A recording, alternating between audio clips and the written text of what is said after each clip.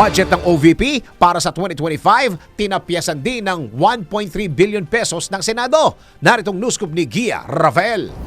Inadapt ng Senado ang tinapyas na 1.3 billion pesos ng Kamara sa panukalang pondo ng tanggapan ni Vice President Sara Duterte para sa 2025. Batay sa Finance Committee report, niretain ng Senado ang 733.198 million pesos na proposed budget ng Office of the Vice President na inaprubahan ng House of Representatives sa 2025 General Appropriations Bill. Paliwanag ni Senate Committee on Finance Chairperson Grace Poe, maraming beses silang nakipag-ugnayan sa OVP upang linawin ang mga issue hinggil sa kanilang pondo. Gayunman, hindi anya nagsumite ang naturang tanggapan ng mga dokumento tungkol sa kanilang budget. Matatandaang inirekomendang ilipat ang tinapyas na 1.3 billion pesos na pondo ng OVP sa Social Protection o Ayuda programs ng Department of Social Welfare and Development at sa Medical Assistance Program ng Department of Health. Samantala, ngayong araw sisimula ng Senado ang plenary debates sa panukalang pambansang budget para sa susunod na taon.